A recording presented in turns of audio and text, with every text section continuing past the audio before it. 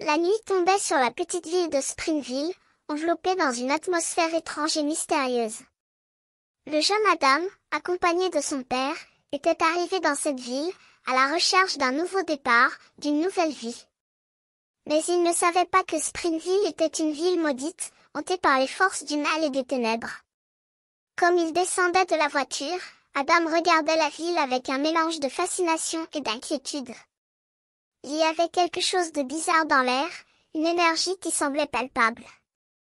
Son père, qui avait toujours été prudent, semblait partager son inquiétude. « Papa, attention, tu ne devrais pas être ici, » dit Adam, tandis que son père examinait les environs. Mais il était trop tard, ils étaient déjà dans la ville. Et il ne fallait pas longtemps pour qu'il rencontre le premier problème, une créature étrange, sortie de l'ombre, les poursuivait. « C'est lui, bienvenue à Springville » cria la créature, avant de disparaître dans la nuit.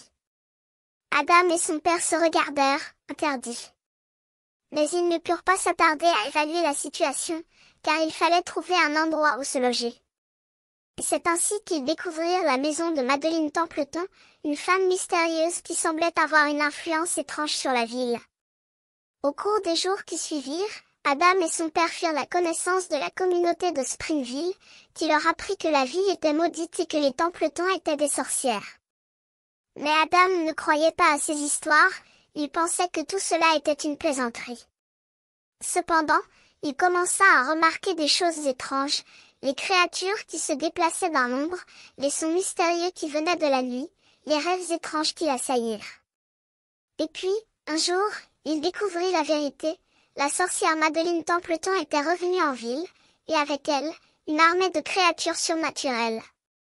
Adam comprit que la ville était réellement maudite, et qu'il devait fuir. Mais il était trop tard. La sorcière l'avait déjà remarqué, et elle l'avait emmené dans son manoir, où elle l'avait fait prisonnier.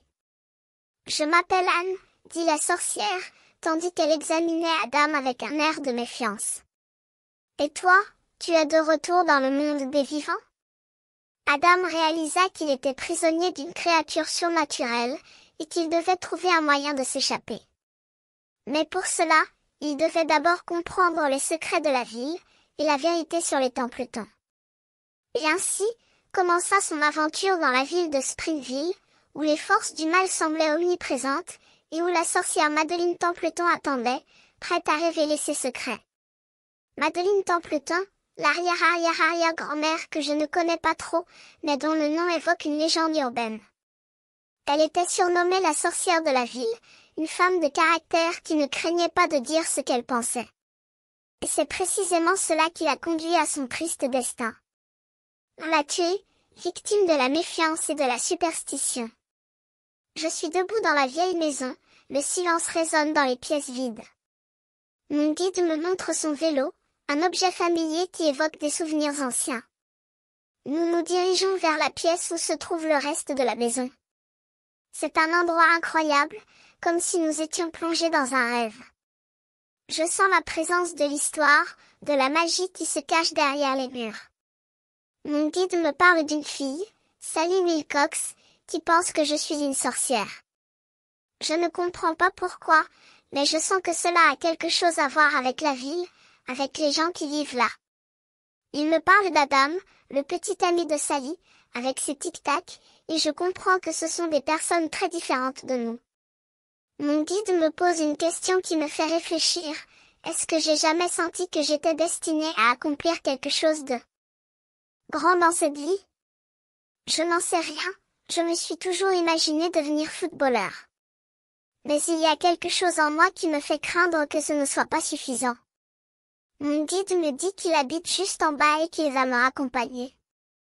Je suis reconnaissant de sa gentillesse, mais je sens que je ne suis pas prêt à partir. Il me demande si je suis sûre de ne rien oublier, si j'ai tout laissé derrière moi. Je sens que je suis sur le point de comprendre quelque chose, mais il me dit que je suis libre de partir. Je sors de la maison, et je suis envahie par une sensation étrange. C'est comme si je venais de quitter un monde magique pour rentrer dans la réalité. Je sens que j'ai oublié quelque chose, mais je ne sais pas quoi. Et puis, Je vois une silhouette qui se profile dans l'ombre. Qui est-ce? Il y a quelqu'un? Je sens que je suis aux portes d'une aventure inconnue, mais je ne sais pas si je suis prêt à y répondre.